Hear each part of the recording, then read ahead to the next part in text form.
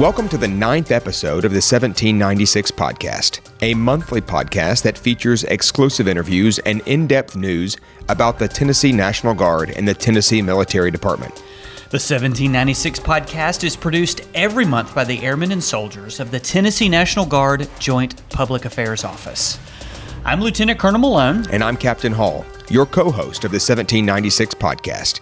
As we wrap up the inaugural year of the podcast, we'll hear from senior leaders about lessons learned and what we can expect in 2023.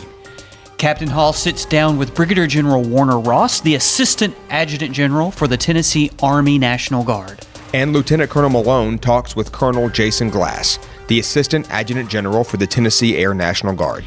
And of course, we'll brief you on the latest and most important news impacting the Tennessee National Guard in our Tennessee Bluff news segment.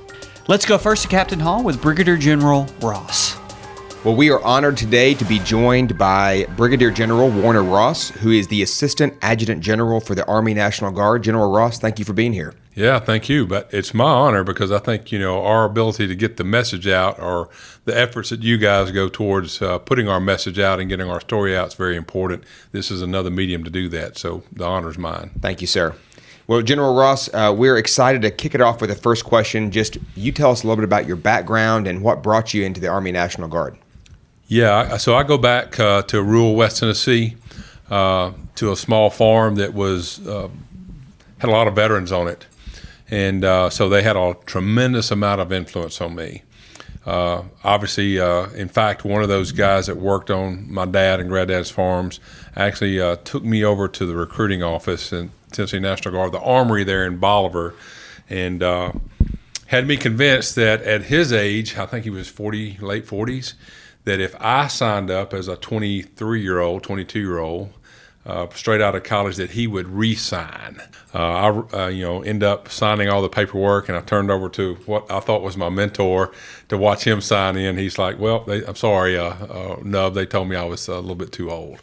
But those guys had a tremendous influence. I come from a military family, and then in that rural background, and never envisioned that 32 or 33 years later I would still be serving, but I'm so happy I did. I'm so thankful for the influence that not just those guys on the farm. I think there were 7 or 8 families there that lived and worked with us alongside of us, but every family had a patriarch in multiple generations that had served both in Korea, Vietnam.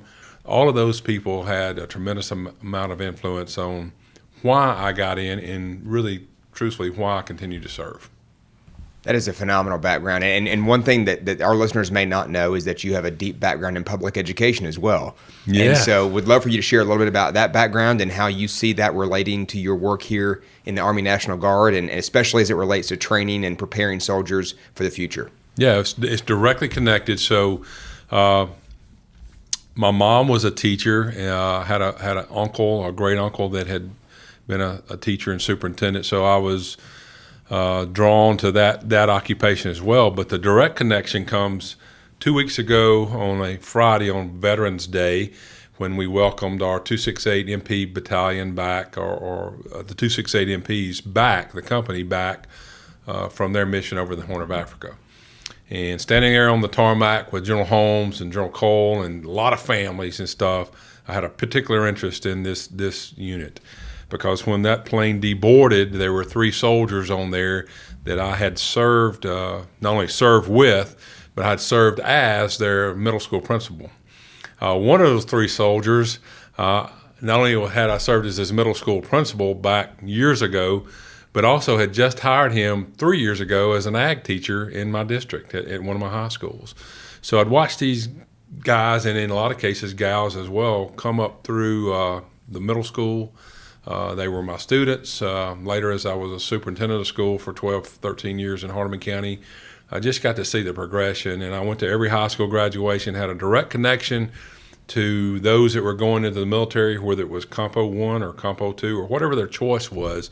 I really, we put a lot of emphasis in education on post-secondary education, and that's great.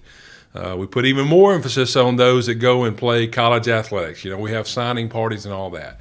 Well, I made it my mission to take a direct interest in those that were going to the military, whether it be active duty service, Navy, Coast Guard, National Guard, or whatever. And we started recognizing our seniors at graduation with special cords and veils to go on their graduation robes. Because and now back to your original question, how do I see the training correlation there? What we do in the military is continually teach. So it's just an extension of that. Mm-hmm. Those two careers are connected in what we do.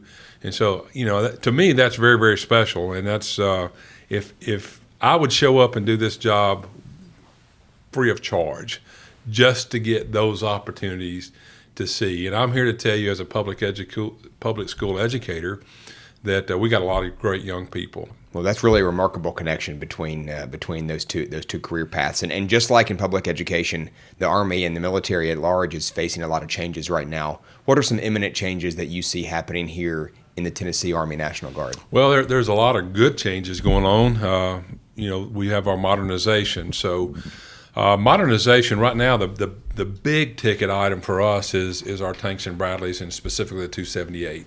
So that's going to go through about the next year.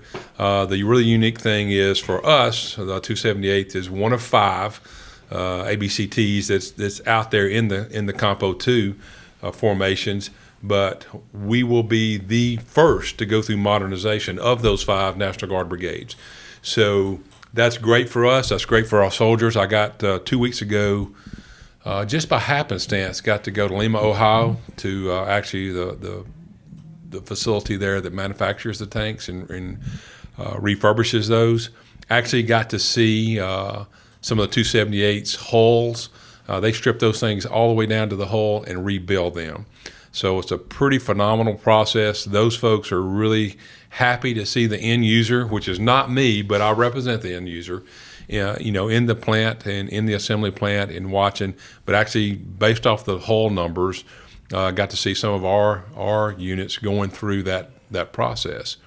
So that's going to be great for us. We're going to have the most modernized brigade in the National Guard with the 278th. But having said that, modernization goes across. It's touching every brigade that we have. I think just a couple of months ago, I was had a presentation for senior leaders here in the state, and we looked at all the different pieces of equipment that we're modernizing. There's not a brigade that's not being touched. So that's all good. Next week, we'll be assuming control and licensing for about 16,000 additional acres down in West Tennessee, Milan, at the Milan Arsenal.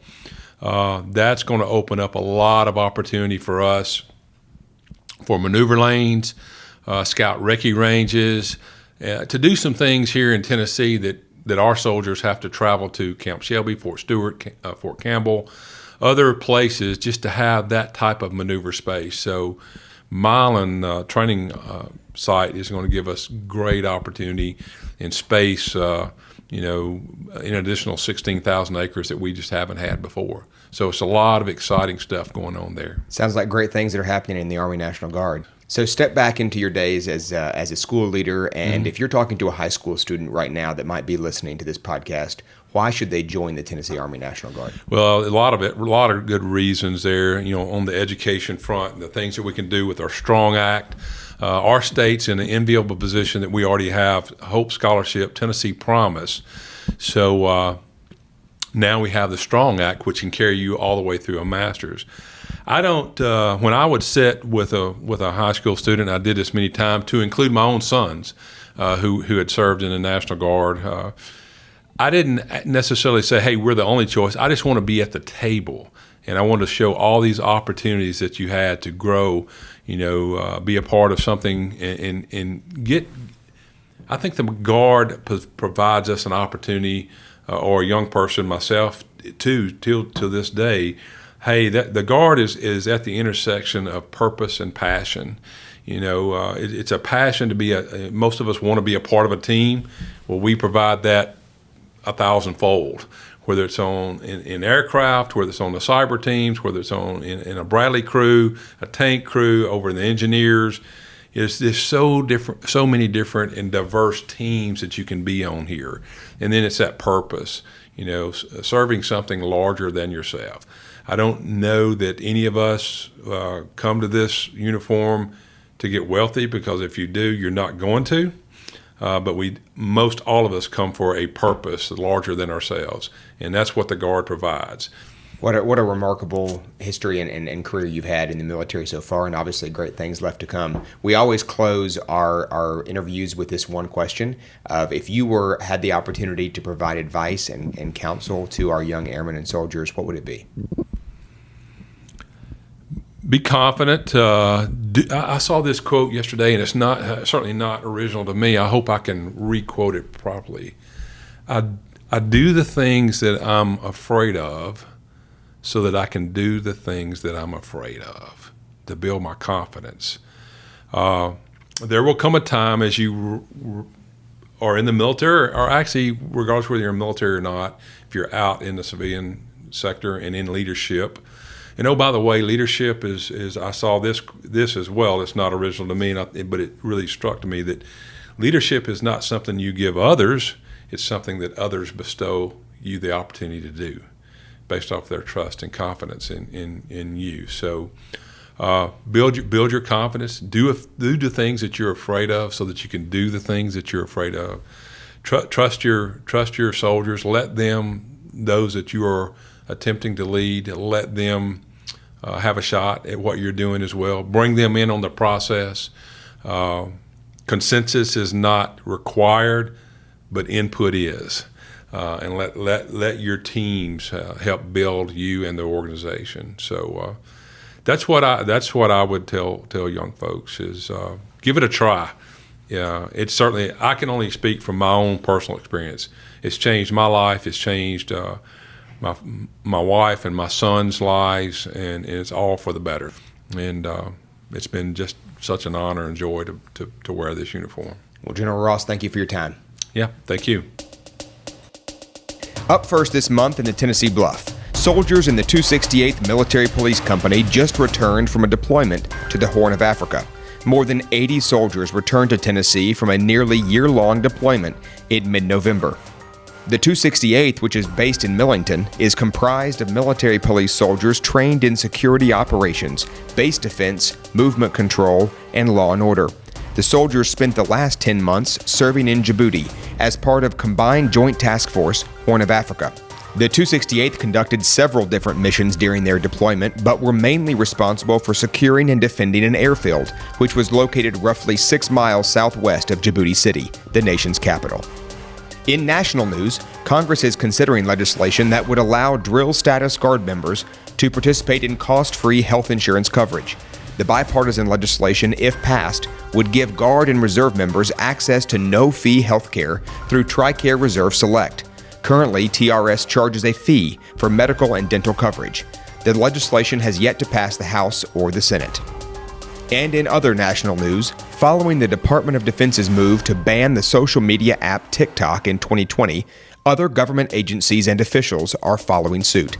The state of South Dakota recently banned use of the app on state-owned devices, and Federal Communications Commissioner Brendan Carr called for a complete ban in the United States in late November. Usage of TikTok is prohibited for U.S. military personnel due to the significant cybersecurity risks associated with using the social media platform. Any Guard members with questions on proper social media usage should contact their public affairs office. That's our Tennessee Bluff for this month. Up next, Lieutenant Colonel Malone sits down with Colonel Jason Glass.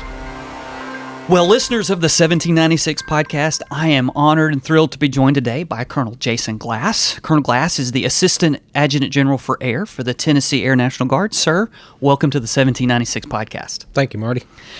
Well, sir, tell us a little bit about your journey and how you came to be in the National Guard and how you came to be where you are now. So I started out enlisted in the 241st in Chattanooga, went to ROTC in Memphis and active duty after that. And then February of 2000 got back into the Guard, back into the 241st. Was there for about 6 months, then got hired on at full-time in Knoxville at the 228th Combat Communications Squadron, and then to Joint Force Headquarters as the J6. over to Berry Field as the Cyber Intel Group Commander, and then back to my current position here at headquarters. Awesome. Oh, that's great. What a great trip for you. And so let's just dig into some of these questions. So I know Tennessee is blessed to have 3 wings. They've got C-17s in Memphis, ISR in Nashville, and KC-135s in Knoxville. And people from those wings have started initiatives like the First Sergeant Symposium and the Security Forces Patrol Course. And those were created by Tennesseans for Tennesseans. But other people from other states and other agencies are trying to get into those. They want to come to our First Sergeant Symposium. They want to come to our patrol course. What makes Tennessee such a hotbed for these creative initiatives? Well, I think it's several factors, but the leading factor to that is leadership. We've got leaders, both officer and enlisted, across the state of Tennessee that are fully engaged. They want to grow and mature airmen because they are our future, and they take that to heart. None of that has been a push on my side. And the team across the state, they've taken off and run with it. So, First Sergeant Symposium, as you said, we've been doing that for about 3 or 4 years now. Numerous other states, I don't know off the top of my head, but typically, I think our highest was about 225 from across the nation. Held at the TEC, we've got great locations to do that. And to host that kind of event. So that has worked out really well. Our active duties participated as well as the reserves. So again, Tennessee is leading the way in that regard. The patrol course, I always say once you got a security forces member, it's a security forces member for life. You can't breed it out of them. They absolutely love what they do, and they're excellent at what they do. So they identified a gap. They took the challenge and said, hey, we're going to address the gap in Tennessee. Well, that from day one, it turned out to be an excellent course. We taught that both Army and Air, so we practiced our jointness in Tennessee. So we had soldiers go through that course as our first course as well. But predominantly for our security forces members, for training that they were no longer getting in their 3-level awarding school at a tech school. So since then, we've opened it up. One class we had 8 other states participating in. Our state partnership, Bulgaria, has sent airmen over here to participate in this course, and couldn't be prouder of what our airmen are doing out there for the nation. And right now we're trying to work the resourcing for that, because that's another thing that airmen do here in Tennessee is they will take it out of hide. Whether it's time, money, resources, they're going to make it work and be successful, and couldn't be prouder of the team for that. Awesome. Well, sir, I know there's some things coming down the road that we're looking forward to here in Tennessee. What are some of the imminent changes you see coming to Tennessee Air National Guard? So really exciting times, and I'm just glad to be a part of it. But again, our airmen in the field are leading the way. So right now we're working with NGB to establish a cyber operations group and cyber operations squadron. Both will be located in Knoxville, Tennessee. Really looking at the future. So as you look at where to divest or where to grow, you always want to lean forward and look at what's going to be out there for the next 20, 30, 40 years. Cyber is not going anywhere. Right. And I think it will become more prominent as a warfighting capability that we use in the future. So the ability to grow those groups and squadrons in Knoxville, it will also help us restructure some of our current existing manpower and mission sets to consolidate all that under one group. Great initiative, again, airmen in the field leading the way. Another one that we've got on the books right now that we're working hot and heavy is for the KC-46. Our KC-135s are, I think the youngest one is around 60, 62 years old now. So at some point we've got to get into the future of the air refueling business. And I will tell you, couldn't be prouder of the men and women of the 134th, national level award winners, best air refueling wing in the nation twice in the last 6 years. Just incredible people, incredible mission, and incredible location. So currently I think we're well established. We are ready for the 46 today. Just built a brand new hangar, had a ribbon cutting this past year on the new hangar. Pease flew one of their KC-46s down, and we actually cut the ribbon with the KC-46 sitting in the hangar. I don't know of too many other states that can say that. But other things on top of that, did a ribbon cutting as well for adding an additional 10,000-foot runway up at McGee Tyson. So a lot of real estate that we can build and house and integrate with our active duty partners that will come with that mission set. So really excited about that one. I think we've got a strong case to build for Tennessee. Awesome. Are there any other long-term initiatives, something 15, 20 years that might be a dream at this point, but something you'd like to see? I would call it a dream. So we used to have a space mission here in Tennessee. My understanding is that it did not make it in this NDAA. Right. Don't know what the future of that looks like, but Tennessee still has trained airmen. Right. In that space mission. We've got facilities that can facilitate that. So I think we've got a good way ahead there. As you look and as funds are cut, looking at force structure across the nation, all branches of the service, looking at existing facilities that can be reutilized, I think Tennessee stands a strong opportunity to grow if growth is needed and required by the active duty. Cool. Very interesting. So, sir, let's say you had a potential recruit standing in front of you. What do you tell them to let them know that the Tennessee Air National Guard is a great option for military service compared to, say, reserve or active duty? So I've got a little bit of background there. I've been both Guard and active duty. Right. So that helps in that discussion. But whenever I meet with our student flight folks across the state and talk with them, find out what their goals, aspirations are, where they want to go, my biggest lead-in line was, you have just enlisted in the biggest adventure of your life. My short 33 years in uniform has been the biggest adventure of my life. And I think actions speak louder than words. Both of my boys are in. I couldn't be prouder of them in the Air Force, and it truly is. It's an adventure. We teach things habitually in the military, like leadership, like responsibility, like goals, focus, that not everybody gets in the day-to-day walk of life. Being an airman not only brings a skill set to those individuals, it brings a mission accomplishment to those individuals, but it also broadens their horizons in this civilian world, which is a big part of the Guard. There's about 30% of us that are full-time. The rest of us, or the rest of our airmen, have other full-time jobs. Right. And being able to use what you've learned because of your military aspect, whether it's training or whatever, leadership, it really helps those airmen out in the future. Awesome. So you mentioned student flight. Let's say you had a student flight in front of you, or any of us for that fact. What's your best piece of advice or leadership advice for us? Well, so one of the things that, or a couple of the mottos that I have tried to live through in my 33 years, one is never ask anybody to do something you're not willing to do yourself. Right.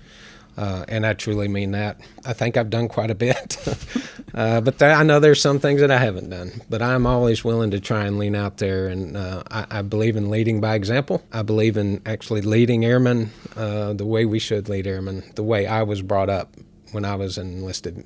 The second word of advice is, or thing that I would say is, my job is no more important than a senior airman in A1C in the field today. We just have different jobs and responsibilities, but we are all important. Everybody has a piece of the puzzle, and it takes the complete team to make our operations work. And Tennessee is shining in our operational aspects.